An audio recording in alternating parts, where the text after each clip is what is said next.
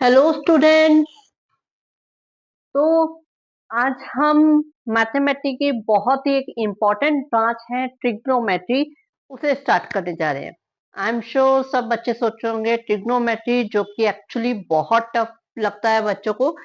ये tough actually क्यों लगता है? एक्चुअली ये टफ नहीं है, लेकिन ये लगता क्यों है? क्योंकि अ, एक तो 10th में ये फर्स्ट टाइम आता है, तो जो भी चीज फर्स्ट टाइम हम कर रहे होते हैं टफ ही लगती है। स्टार्टिंग में छोटे होते हैं, बचपन में जब काउंटिंग स्टार्ट की थी तब वो टफ लग रही थी।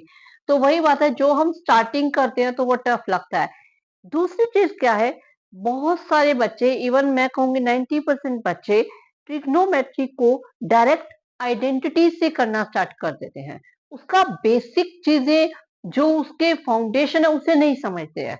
ठीक है, बेसिक समझ में आया कि फाउंडेशन, ठीक है, कि जैसे अगर आप कोई बिल्डिंग बना रहे हो, उसकी अगर फाउंडेशन वीक है, ऊपर बिल्डिंग भले कितनी भी स्ट्रांग हो, कितनी भी बढ़िया हो, लेकिन वो बिल्डिंग नहीं टिकेगी। अगर उसकी फाउंडेशन स्ट्रांग है तो ही बिल्डिंग उसके ऊपर टिके। तो वही चीज है कि बच्चे बेसिक स्ट्रांग नहीं करते हैं और क्या करते हैं कि उसकी बस ट्रिक्स के ऊपर, उसके जो आइडेंटिटीज है उनके ऊपर लेकर चल लेते हैं, तो वो एक रट्टाफिकेशन हो जाता है। तो इस वजह से जो ट्रिग्नोमेट्री है वो एक टफ पार्ट बन जाता है। तो हम ऐसे नहीं करेंगे, हम इसे बिल्कुल बेसिक चीज से बिल्कुल वो कहते हैं फाउंडेशन बना के चलेंगे। इसका बिल्कुल आधार हम अच्छे से स्ट्रॉन्ग बना के चलेंगे, जिससे ट्रिग्नोमेट्री बिल्कुल टफ नहीं लगेगी।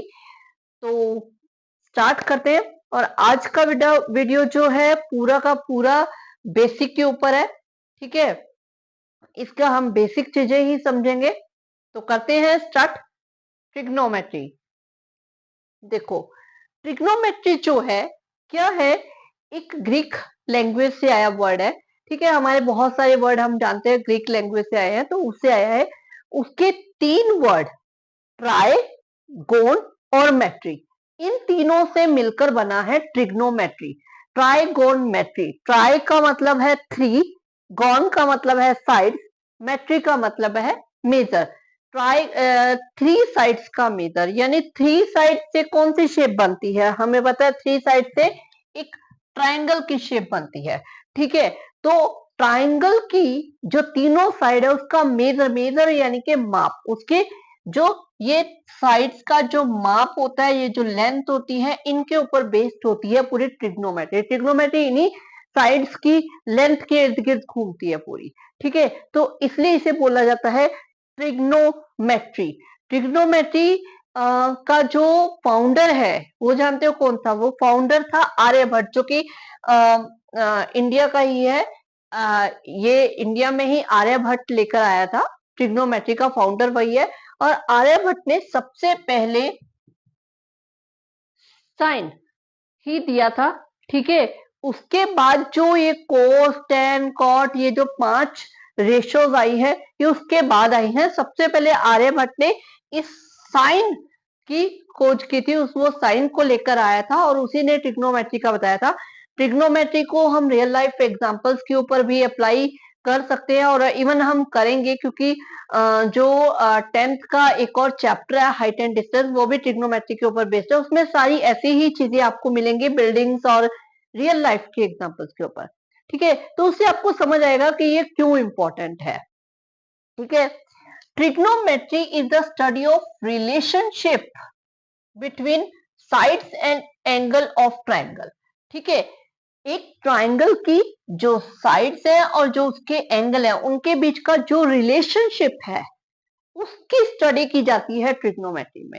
हम ट्रिग्नोमेट्री के अंदर दोनों चीजें बहुत अच्छे से यूज करते हैं, साइड्स और एंगल्स का।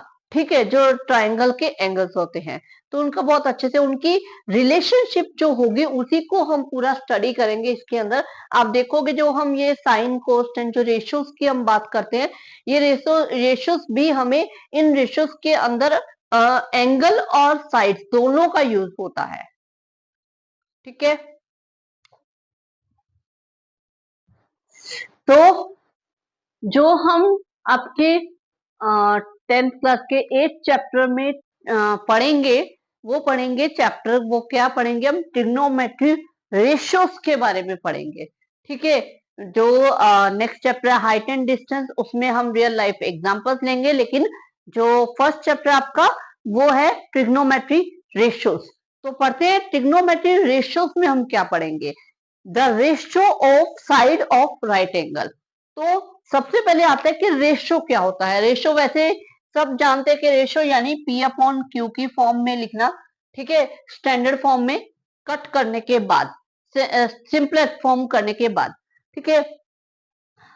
तो यहाँ पे रेशियोज का मतलब यही है, यहाँ पे क्या होगा, रेशियोज ऑफ साइड, जो आपका ट्राइंगल होगा उसके जो साइड्स होगी इनकी रेशियोज में हम ट्रिग्नोमेट्री एंगल्स को शो करेंगे। ट्रिग्नोमेट्री एंगल जो आपने वही सुना है साइन कोस टेन, इनको हम उनमें शो करेंगे साइड्स की रेशियो में, इसलिए उन्हें ट्रिग्नोमेट्री रेशियोज बोला जाता है, ठीक है। Trigonometry sorry the ratios of side of right angle triangle.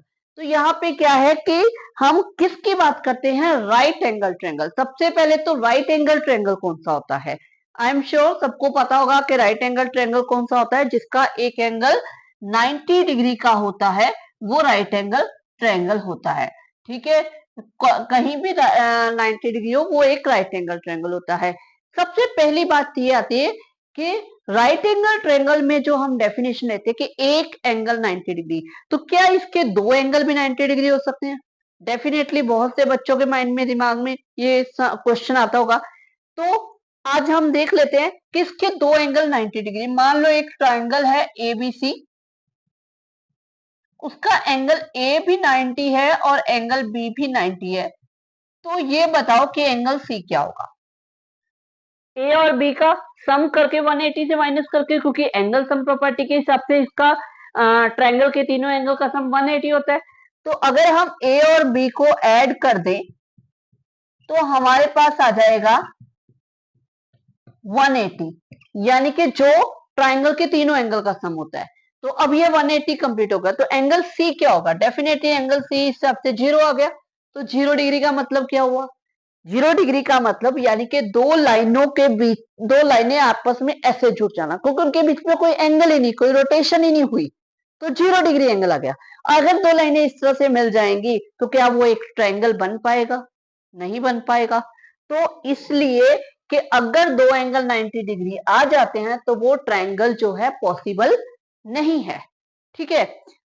अगर क्या कहते हैं एक एंगल 90 और एक ऑब्ट्यूज हो सकता है, मान लेते हैं कि एक एंगल ऑब्ट्यूज है, हमने 90 से अबव ले लिया। अब इन दोनों का अगर हम ऐड कर दें तो ये बन जाएगा 200। ये 200 तो आपका 180 से ज्यादा आ गया, यानी एंगल सम प्रॉपर्टी से भी ज्यादा आ गया। ये तो हमारी एंगल सम प्रॉपर्टी को गलत प्रूव कर दिया। तो इस हिसाब से ही हमारी ये assumption भी रॉन्ग है कि एक एंगल ऑब्ट्यूज और एक राइट एंगल नहीं हो सकता। राइट एंगल ट्रायंगल के अंदर एक एंगल राइट एंगल और बाकी दो एंगल जो है वो एक्यूट एंगल ही होंगे। 100% है कि वो एक्यूट एंगल ही होंगे, ठीक है। और इन्हीं एक्यूट एंगल्स के बेसिस पे हमारी ट्रिग्नोमेट्री जो है वर्क करेगी, ठीक है। The ratios of the side of right angle triangle with respect to its acute angle, ठीक है।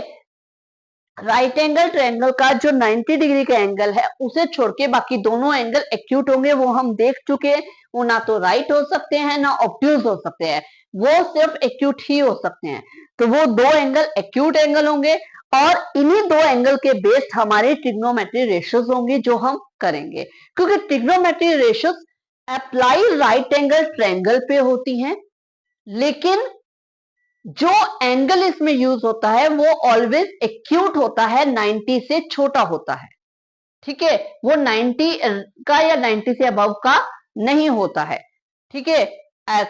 दोबारा बोल देती हूं कि अप्लाई राइट एंगल ट्रायंगल पे होगा, ट्रायंगल राइट एंगल होगा यानी उसमें एक एंगल 90 होगा, लेकिन जो एंगल यूज किया जाएगा वो एक एक्यूट एंगल होगा, वो 90 से छोटा ही होगा।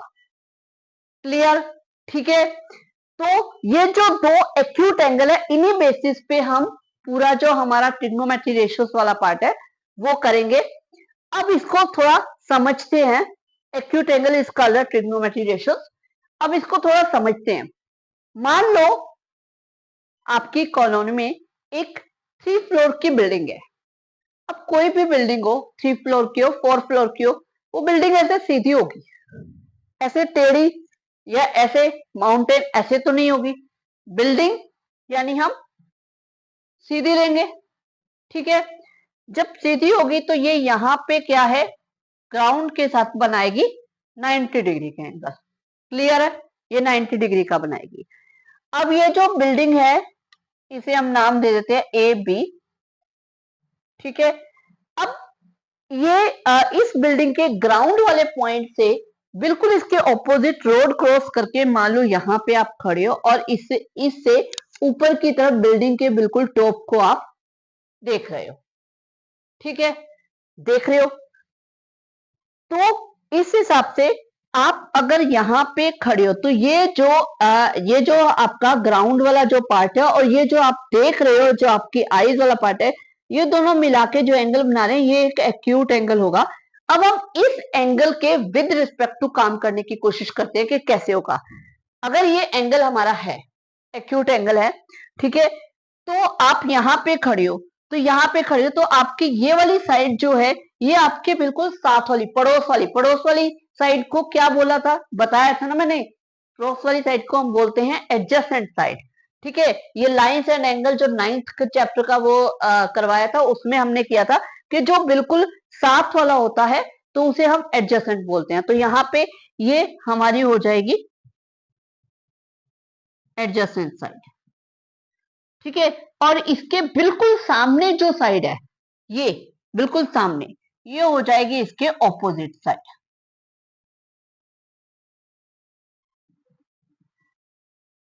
क्लियर है, ये एडजेसेंट जिस एंगल की हम बात कर रहे हैं उसके एडजेसेंट, और ये उसके सामने ऑपोजिट। और ये जो साइड होती है, कौन सी साइड होती है, सबसे राइट एंगल ट्रायंगल के हिसाब से इसे बोलते हैं सबसे लॉन्गेस्ट साइड, क्योंकि इसकी जो लेंथ होती है डेफिनेटली 100% इन दोनों से ज्यादा होती है, बड़ी होती है, तो इसे लॉन्गेस्ट साइड बोलते हैं। और लॉन्गेस्ट साइड का नाम है, इसे बोलते हैं हाइपोटेनियस, ठीक है। हाइपोटेनियस अपनी जगह पे फिक्स रहेगा, ठीक है। अब ये लॉन्गेस्ट साइड होगी। अब मान लिया कि यहाँ आप कुछ बैडमिंटन खेल रहे थे और आपका जो रैकेट है, आपकी जो सॉरी आपकी जो बॉल है वो इसकी बिल्डिंग की छत पे चली गई, ठीक है। अब आप उसे लेने यहाँ गए, अब आप खड़े हो यहाँ पे, ठीक है, यहाँ खड़े हो, यहाँ से नीचे की तरफ देखोगे। जब आप यहाँ खड़े हो तो ये एंगल जो आपका इस बिल्डिंग के साथ बन रहा है ये भी एक एक्यूट एंगल होगा, हमें पता है, हम अभी पढ़ चुके हैं कि दोनों एंगल एक्यूट होंगे, तो ये भी एक एक्यूट एंगल होगा। अब इस एंगल के विद रिस्पेक्ट टू हम अगर सोचे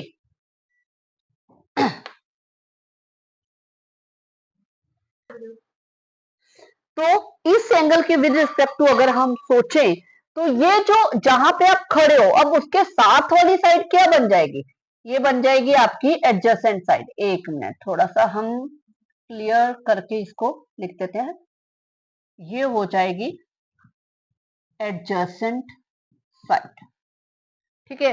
थोड़ा समझने में अगर टफ लग रहा है तो हम इसको एंगल के साथ शो कर देते हैं। ये ऑपोजिट साइड है with respect to A B C angle के, और ये ये एडजेसेंट साइड थी एंगल सी के विद रिस्पेक्ट टू। अब एंगल ए के विद रिस्पेक्ट टू ये जो आगे एडजेसेंट साइड, अब बिल्कुल इसके सामने वाली ये बन गई आपकी ऑपोजिट साइड, एंगल ए के विद रिस्पेक्ट टू। क्लियर हुआ, क्योंकि अब आप बोलोगे मैम ये क्या क्यों समझाया जा रहा है, एक्चुअली जब हम ट्रिग्नोमेट्री रेशियोज करेंगे तो उसमें हमें ये एक्यूट एंगल यूज करने होते हैं। ये जो हम करते हैं ना साइन कोस टेन, ये सब कभी भी अकेले नहीं आते, अपने साथ एक एक्यूट एंगल लेकर आते हैं। और जो एक्यूट एंगल की हम बात करेंगे उस वो एंगल ये भी हो सकता है और ये भी हो सकता है, कोई भी एंगल आपको, कोई भी एक्यूट एंगल आपको दे दिया जाएगा राइट एंगल में, तो आपको उसके विद रिस्पेक्ट टू देखना पड़ेगा। तो इसलिए ये चीजें मैं आपको समझा रही हूँ, ठीक है। तो जो एडजेसेंट साइड होती है वो होती है बेस, और जो आपकी ऑपोजिट साइड होती है वो होती है परपेंडिकुलर। जब हम एक नॉर्मल राइट एंगल की बात करते हैं, एक नॉर्मल राइट एंगल, तो हमें पता है ये हाइपोटेनियस होता है, और ये जो हम बिल्कुल ऐसे सीधी खड़ी हुई वाली साइड लेते हैं, इसे हम परपेंडिकुलर ले लेते हैं, और ये जो नीचे होता है मेन, वो उसे हम बेस बोल देते हैं। लेकिन अब यहाँ पे हम उस एंगल के हिसाब से देखेंगे, जो एंगल आपको लेना है उसके ऑपोजिट वाली जो साइड होगी उसे हम परपेंडिकुलर लेंगे, और उसके साथ वाली साइड को हम बेस लेंगे। क्लियर हुआ? ठीक है, तो हमें इसी के अकॉर्डिंग चल रहा होगा। अगर आपको ए एंगल लेना है तो ए एंगल के हिसाब से ये जो है ये आपका बेस हो जाएगा, और ये आपका परपेंडिकुलर हो जाएगा। और अगर आप एंगल सी ले रहे हो तो उसके हिसाब से ये आपका बेस हो जाएगा, और ए भी आपका परपेंडिकुलर हो जाएगा। ठीक है, तो आपका हर राइट एंगल में आपके परपेंडिकुलर और बेस आपस में इंटरचेंज हो सकते हैं, लेकिन लेकिन लेकिन जो हाइपोटेनियस है वो ऑलवेज सेम रहेगी, वो चेंज नहीं होगी। ठीक है, क्लियर? इसको एक और तरीके से भी समझा जा सकता है कि आप ये देख सकते हो कि जो भी आपको एंगल यूज करना है, जो भी आपको फाइंड करना है, अगर आपको यहाँ पे हमने पी क्यू आर मैंने ले लिया, ठीक है, अगर आपको यहाँ बोल दिया जाए साइन पी फाइंड करना है, तो पी एंगल, जो भी एंगल होगा वो ऑलवेज, जो भी ये एंगल होगा वो ऑलवेज बेस एंड हाइपोटेनियस के बीच में बनेगा। तो जो भी एंगल लेना है उसके साथ वाली, यानी कि कौन सी, एडजेसेंट साइड, उसे हम बेस लेंगे, और सामने वाली साइड को हम परपेंडिकुलर ले लेंगे। सीधा सीधा अगर आर बोल दिया जाएगा तो आप इसको बेस और इसको परपेंडिकुलर लेंगे। क्लियर हुआ? ठीक है, इसके साथ ये जो चीजें हम लेंगे, इसमें हम ट्रिग्नोमेट्री में एक मंत्र का भी यूज करेंगे। बहुत बढ़िया मंत्र है, सीरियसली सुन के मजा आ जाएगा। बोलो, वो मंत्र है आपका पंडित बद्री प्रसाद हर हर बोले, सोना चांदी तोले। क्या है ये मैं आपको अभी नहीं, ये मैं बताऊंगी आपको मेरे नेक्स्ट वीडियो में। तो इस वीडियो को हम क्या कर रहे हैं, टू बी कंटिन्यूड, किस पे, इस मंत्र से। तो अगले वाले वीडियो में हम इस मंत्र को थोड़ा समझेंगे, इसमें पंडित क्या है, बद्री क्या है, प्रसाद क्या है, हर हर क्या है, इन सब का मीनिंग समझेंगे। ओके।